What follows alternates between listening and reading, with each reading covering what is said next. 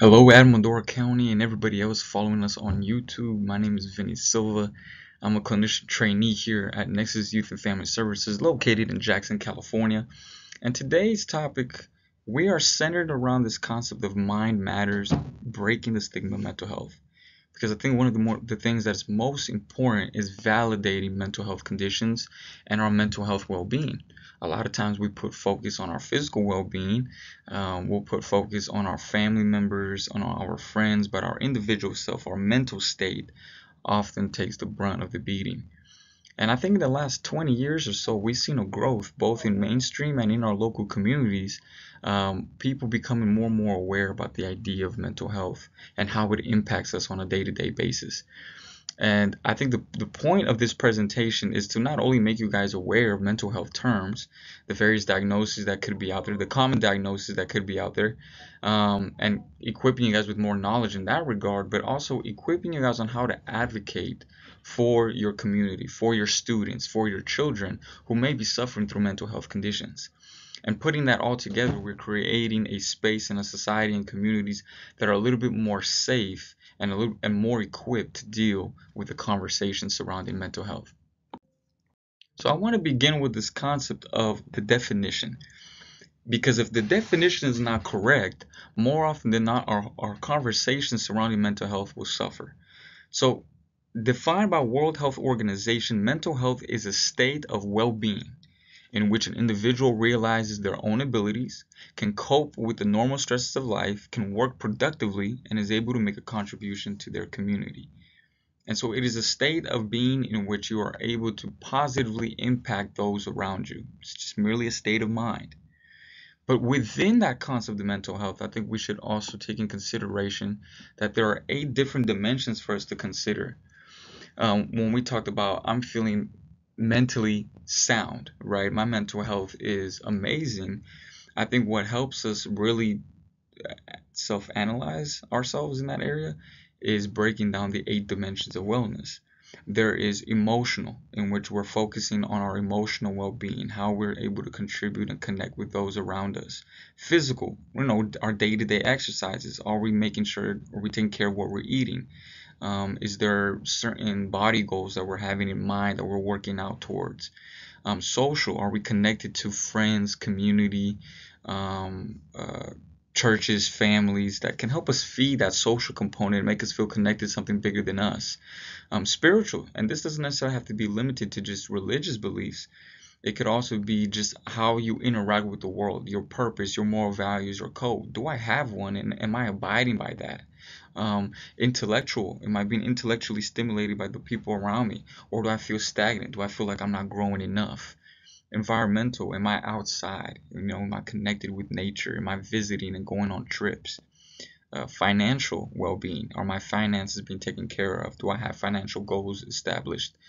Am I taking care of my expenses? And lastly, occupational, which is um, our professional journey. Or if you're a youth, a young student, right? It's going to be what school you're attending and what degree or what your purpose behind those studies are. And when I take all 8 of those components together, that's 8 different ways for me to look at my mental health.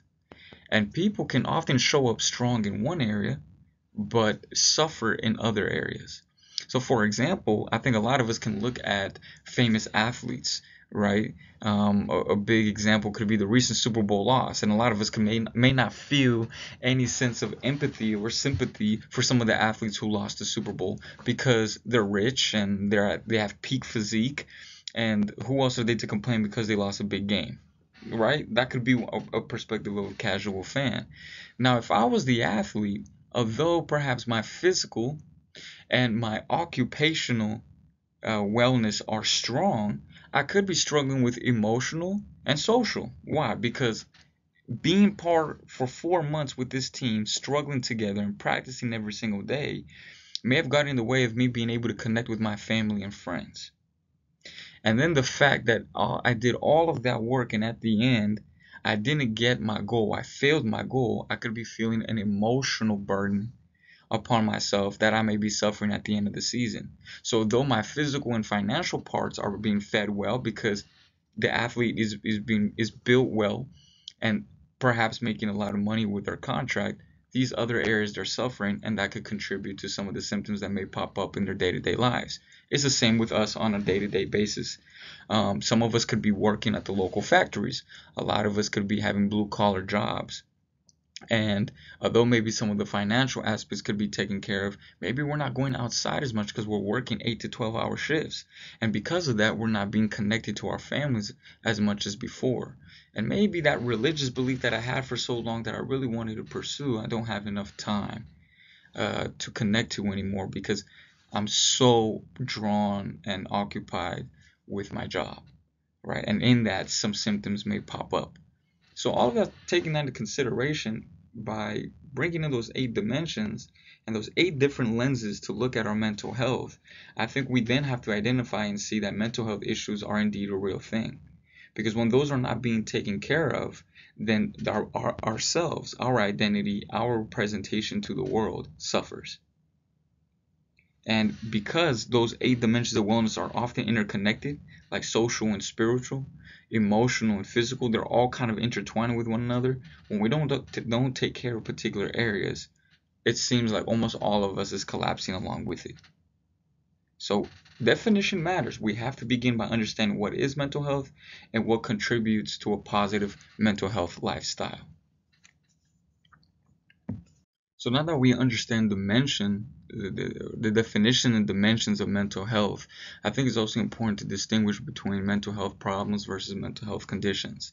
Mental health problems are issues or symptoms that we could feel because of mental health issues, right? So I could be feeling overwhelmed with a major life event that's occurring to me at this very moment in time, but it doesn't necessarily mean that I have the condition. So an example could be, and I see this often with youth, they could be out there outside and saying, and then come in and visit a teacher or tell their friends that I feel very depressed right now.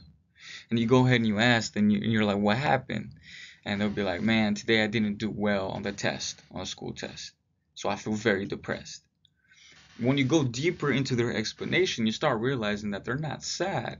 They're not depressed. They're actually sad, and there's a difference with that. Then there will be other students, right, or people who may come up and there's a big presentation, and they feeling the natural nervousness that comes with presenting in front of a large amount of people. The butterflies are coming in, maybe a little bit sweaty, and they say this must mean that I have the diagnosis of anxiety.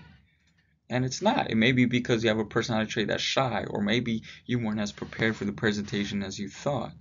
And so you're feeling anxious, but you don't necessarily have the anxiety diagnosis. And so the way we use terminologies, we have to be careful because they mean particular things. And if not used properly, we're kind of spreading misinformation indirectly. And so that's something that we're going to break down as we go along, is what certain diagnosis means. Not all the terminologies we're using out there that we hear are necessarily accurate of how a person feels. So kind of how I touched on in the previous slide about depression, I wanted to kind of update our awareness about common mental health issues. This isn't every condition that exists in the DSM-5, aka the therapy ultimate guide of therapy, right? Which is the DSM-5, the ultimate guide of diagnosis. But these are common mental health issues that you could see on a day-to-day basis in your community, in your kids, and possibly within yourself. And again, I want to reiterate, do not self-diagnose yourself. Go to your local therapist if possible, or local resources that could provide a proper assessment. And so some of the common mental health issues that we're seeing is depression, anxiety disorders, eating disorders, psychosis, and childhood behavioral disorders. Beginning with depression, depression is not sadness, like I was saying in the previous slide, right? Sadness is that short term. Depression is a little bit more long term. Often we can see it about for 2 weeks, where the person is seeing volatile shifts in their anger, in their irritability. There's a diminished mood. There's a lot of isolation. There's a displeasure, a lack of interest in the world around them to keep doing what they've been doing. And you can just visibly see that this person is becoming a shell of themselves. And lack of sleep, insomnia, could be a part of that as well. These are often responses to grief or maybe a major life change in their lives. Sadness is short term, right? I feel sad because I may have missed the bus and I'm now late for work, or I feel sad because someone hurt my feelings in that moment in a highly competitive environment, right? But I'm not necessarily depressed because those conditions didn't go ahead and follow me for 2 weeks, right, or more. Um, Anxiety is another one that's often that I want to kind of reiterate the definition and break down. It's usually excessive anxiety and worry over a 6 month period, usually associated around a particular event, or a number of events. And then there's like a sense of difficulty in being able to control this excessive worry. The person feels powerless. They feel controlled by it, and they could feel restless, fatigued, difficulty in concentrating, a lot of irritability, and even possibly some somatic symptoms, right? Some symptoms in their bodies where they feel that muscle tensions. And so that intense feeling is all of a sudden causing such fear that they're not able to show up in the world as they used to before. Eating disorders. This is often common in a lot of young girls, and even in female athletes, right? Uh, it's a behavioral condition characterized by severe and persistent disturbances associated with thoughts and emotions. And this kind of comes up with binge eating, purging, or compulsive exercise. The person is responding to the various emotions of um, low self-esteem, the emotions of just feeling like they're not enough, they're not worthy, not being able to accomplish what they want to accomplish, self-criticizing behavior. And so as a way to make up for it, their response is in their eating disorders. If I control the way I eat, then if I get skinnier, I'm going to look the way that I want to. Or potentially, I'm going to overeat because it's comforting to me, right? Because I'm feeling all this pain, all this loss, so I'm going to overeat. And then you can often see some telltale signs for parents, as you could see your child eat the dinner and the lunch, but later on be throwing up, or what they call purging. And these disturbed eating patterns would all potentially be considered eating disorders. This is relatively common in the youth, particularly female youth. Psychosis is a mental health condition. Usually follows you around a 6 month period where you're seeing delusions, hallucinations, disorganized speech, possibly running commentary, where like the person is commenting about their own lives in the third person or about the events around them. You can kind of see the person in a daze. These could be results of genetic risks and exposure to trauma, or it could be substance induced. There's been cases where people go on a psychedelic trip, right, or decide to get high on a particular substance, and then they get stuck there, and they're stuck in that constant state of psychosis. Or it could be just differences in their brain development, in the way they're born. Neurologically, their brain development differs from the everyday person. And so this is where I think where a lot of people kind of heard of terms like schizophrenia, right, which is a common psychosis-induced disorder. Um, but we use terminology like crazy or they're kind of whack when we identify these people in our day-to-day lives. And that's something that I want to kind of explore a little bit as we go along. And lastly, we have childhood behavioral disorders. That includes disruptive behavioral disorder, ODD or oppositional defiant disorder, conduct disorder, and ADHD or attention deficit hyperactivity disorder. These types of conditions are very common, particularly amongst the youth and in boys. So ODD, oppositional defiant disorder, we usually see kids or youth get a little bit, not a little bit, consistently disrespectful with their language and their behavior towards authority. And it's a little bit different than a strong-willed child because they have no sense of remorse. They're constantly in that loop, and they're not able to hold themselves accountable. Conduct disorder is kind of they're already streamlining themselves towards criminal behavior, right? And then attention deficit hyperactivity disorder is one of the most common terminologies we're hearing, especially in schools, which is ADHD. And so a lot of people could say, well, I'm feeling a little bit restless in the seat. That must mean I have ADHD. Or because I feel that I'm not able to pay attention in class, or my attention span is short, that must mean I have ADHD. Again, take the proper assessments with your local therapist and mental health clinic to assess for ADHD, because hyperactivity and agitation is only one aspect right? And so there's multiple things for us to consider before giving a diagnosis of ADHD. So I know it's been a lot of information in just the first couple of slides, but I think lastly, before we kind of dive into aspects of stigma, is also that defining line between mental health and mental conditions. So even though the slide here says mental illness, I would even replace that with condition, and we'll get that towards the end of our presentation. So again, mental health is something that we all have. It's a state of being that we all have, and it could be either positive or negative. While mental health conditions are those that suffer from diagnosable conditions, right? Things that we could diagnose, and it's backed medically, right? So that is a different line. You could have a positive mental health and not have mental health conditions, or you could have a poor mental health and have a diagnosis, or maybe you don't, right? So those are things that we want to differ in the way that we're using in our language. Lastly, I also want to go over this concept of big T versus little t, which is the aspects of trauma. So trauma is something that we're hearing a lot. We see a lot of work in the community, folks that are coming into schools to explain parts of trauma, um, and how to deal with it. And so there's this concept of big T and little t. So big T is things like sexual and physical abuse. Maybe you got in a serious accident. Maybe you went through war and combat, or you were exposed to shootings, loss of a career, witnessing death, major surgeries that put you at risk for your life. All of those we would consider big T traumas, that we could directly connect to the PTSD, post-traumatic stress disorder. Little T's, it does not mean that we're not having traumatic symptoms or traumatic responses.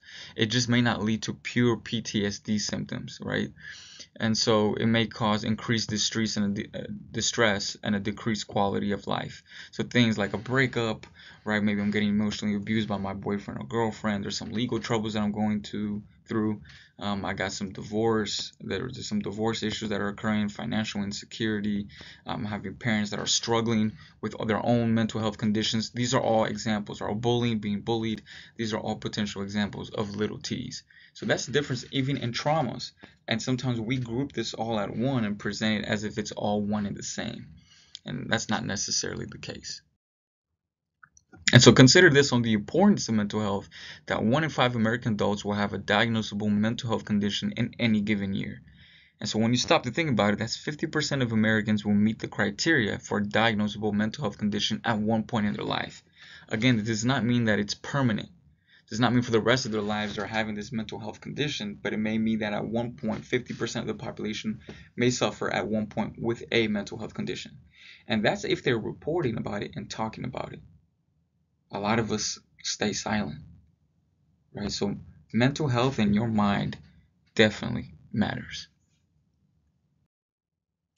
Now I want to go into this concept of stigma. So, defined by Subu in her paper of referring to mental health stigma, she and her colleagues define mental health stigma as disgrace, social disapproval, or social discrediting of individuals with a mental health problem. All right, and so we often examples of this is, and I may have mentioned this earlier, we may see someone that's suffering schizophrenia, and in our families, like at Thanksgiving and at Christmas, during Christmas Day, we all of a sudden make jokes about that one family member that's a little bit cuckoo, right? We'll even do words like that, and that's insensitive. That's what we call a self-stigma. The person themselves has a stigma towards a particular mental health condition, and they themselves cannot accept the fact that that person may indeed be suffering a condition, and then we replace these terminologies with crazy, acting cuckoo, you're kind of wacko, you're too much, right? Things of that nature. That self-stigma is often coming from public stigma. Our society at large, our world at large, our community at large has a particular way of viewing mental health. So I recall 90s and early 2000s when the conversation was first beginning to shift around mental health. I saw a lot of males in particular decide to disregard any breakthrough, any books, any knowledge and education regarding mental health completely, and said that's not what men do, because we've ingrained within ourselves in public sentiment that men are not able, should not be able to express themselves or talk about their problems and issues. We just show up or provide, which is a traditional way of viewing things. And that public stigma has then passed on to their children, which then affects the self-stigma, right? So it continues that cycle, and we're not able to break away from the perceptions of mental health or mental health conditions. Some kids may be suffering with ADHD, and some parents will then go ahead and treat their child and say, you don't have a problem or issue, you're just not focusing enough. Right? We'll hear those words often. Professional stigma is another layer of the vicious cycle of stigma. When we go into the workplace, although this has changed within the last 5-10 years, within the workplace, this concept of overworking was not even a thing. Many people were being overworked 50-60 hours a week and felt mental health constraints, felt that burden upon themselves, but their workplace, their professional jobs were not allowing them to properly express that and tell them, I need a break. Luckily, in the last couple of years, we have seen many organizations step up to allow and give 2-3 days of mental health on a yearly or quarterly basis for their employees. That is a growing advocate positioned fight against mental health stigma. But that's potentially another place that we may not feel comfortable in sharing. Our co-workers, colleagues, and maybe our work environment is not conducive for us to be vulnerable.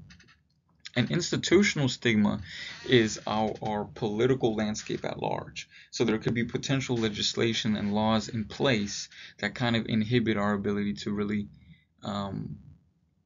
be a safe space for those with mental health conditions and mental health conversations. Luckily, we've seen those shift and change, particularly here in California, over the last 5-10 years.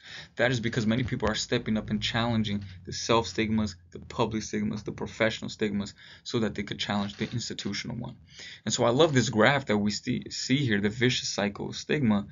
We see the stigma, and then it influences and creates a negative perception of the mental health condition, which then creates a fear of discrimination of that person who has a mental health condition. They have a fear of discrimination, so they decide to silence. So they won't ask for help.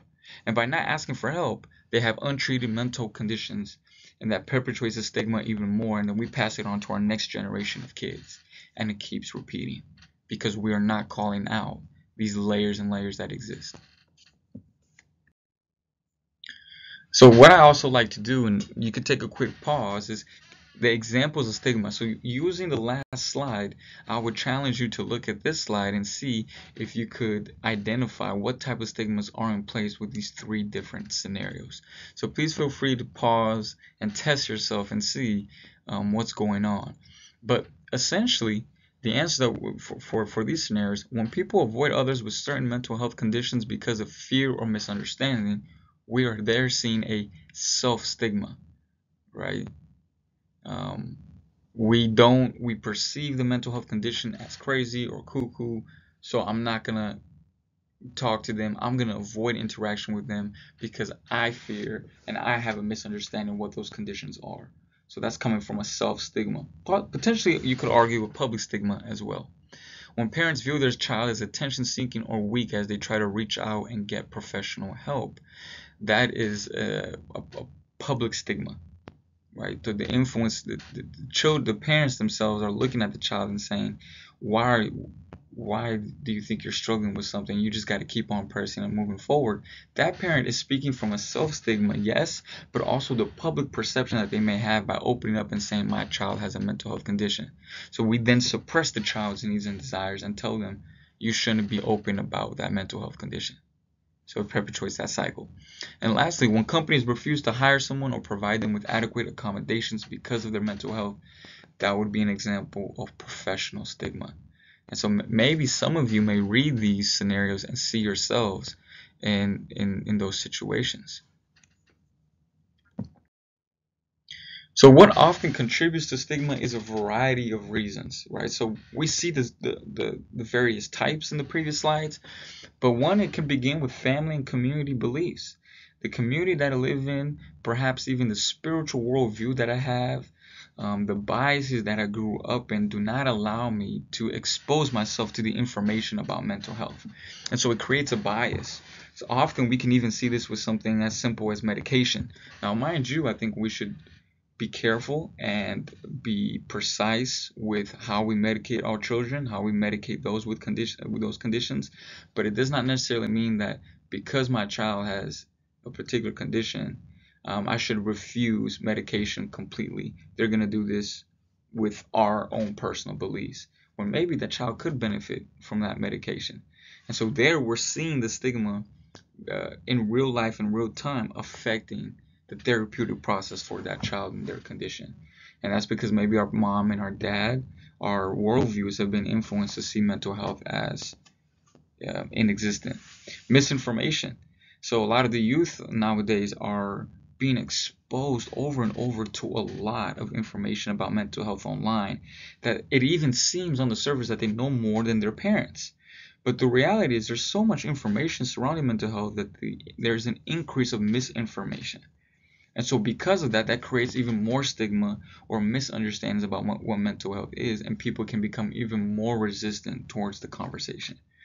It can limit access to social, economic, and political power. So here at Nexus, we're working in Jackson, California, right? And so it's a rural community.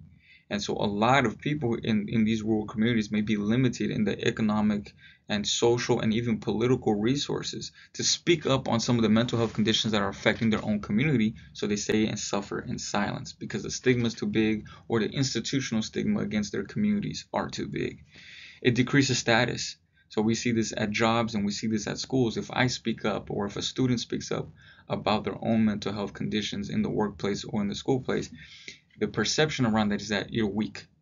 And because you're weak, we're going to pick on you, we're going to bully you, we're going to separate you from the main herd, for lack of a better term. So your status is decreased and the stigma increases with that. And the next person sees that and says, okay, I definitely don't have a mental health issue, even though they may be suffering from something, because they see the way that person was being treated, on how vulnerable and open they were with that condition, they decide to stay quiet and suffer in silence.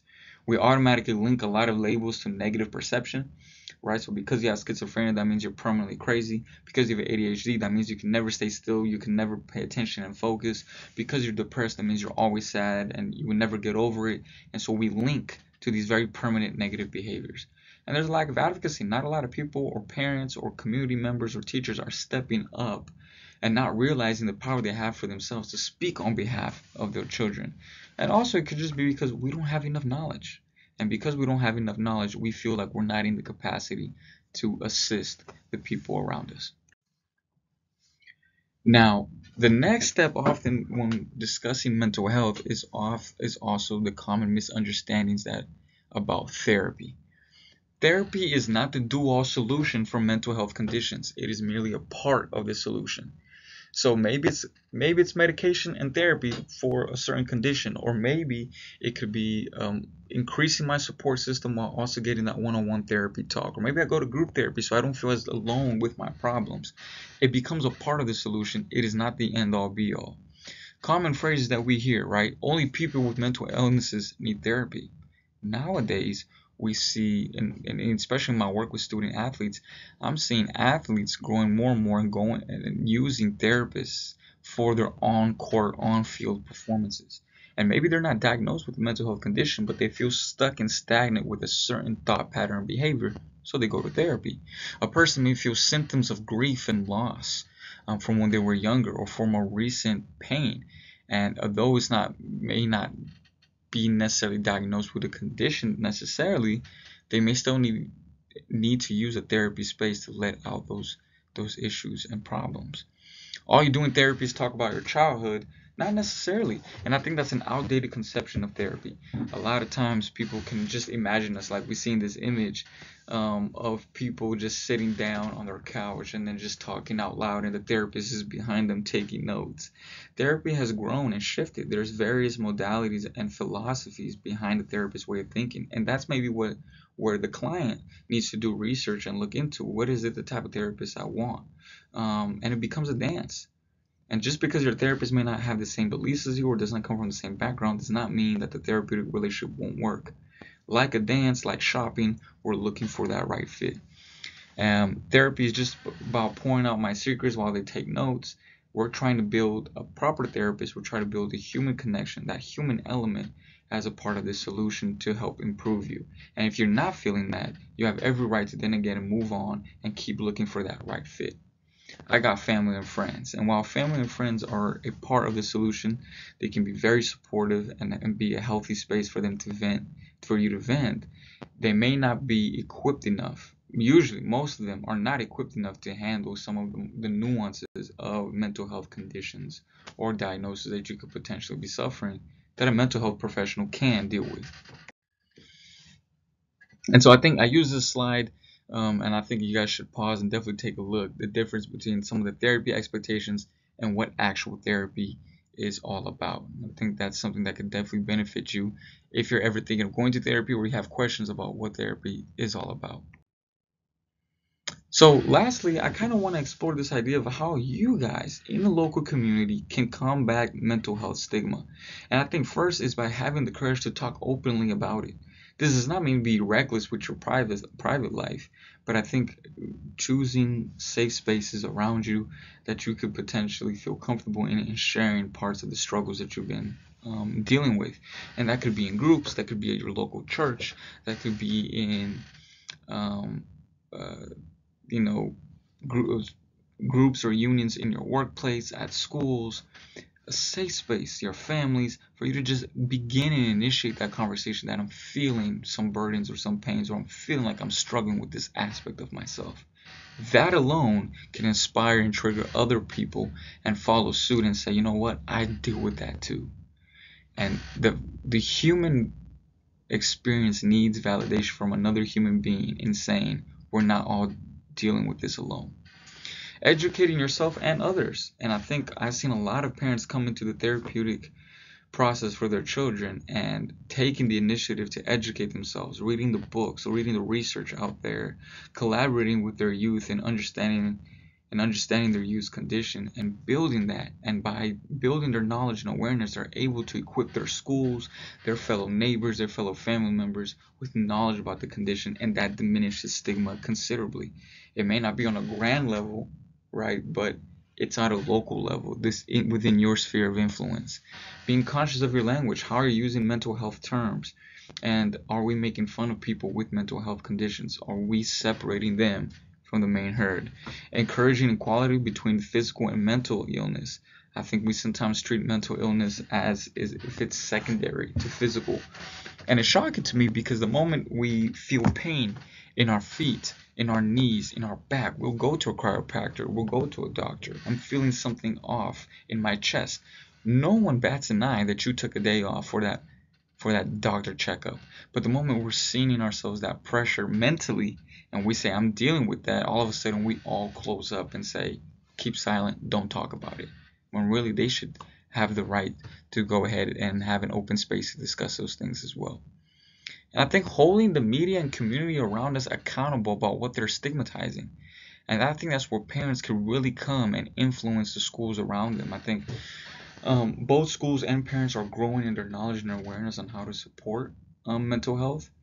And I think where the areas that we're lacking, we should pick that up and come in and say, have you guys considered this? Because our children are suffering in this way and form. Our community is suffering because we don't have enough knowledge equipped to deal with the mental health conditions that are occurring in our community. And I think that's where we can step up and really provide that information, that awareness, and that advocacy to bring solutions to the table. And aiming for transparency, being transparent. And I think there's a lot of power in those who have mental health conditions. And if they were transparent about the fact that they're living through that, they're experiencing life through those conditions, people can ask questions or people can understand and see that it's possible to live even if you're diagnosed, right, and able to move on. So these are potential resources that I highly recommend. I think the first article is about getting your child mental health support and how to accommodate, how to fight for your child's needs at school if the school is not really paying attention to some of their mental health diagnoses. The 3 C's, how to have a conversation surrounding mental health with your children, the types of language matters, and talking to your child routine about mental health. And that is a resource to help guide you in that conversation on how to engage with youth or family members, other adults, on the conversation surrounding mental health. And so with that, I appreciate your time. I know it's a lot of information, but I hope this information is beneficial, inspires your mind, opens your mind to think about mental health in a different way, and inspires you also to advocate for those around you who are suffering mental health conditions. I appreciate y'all, and we'll see you guys for the next one. Thank you.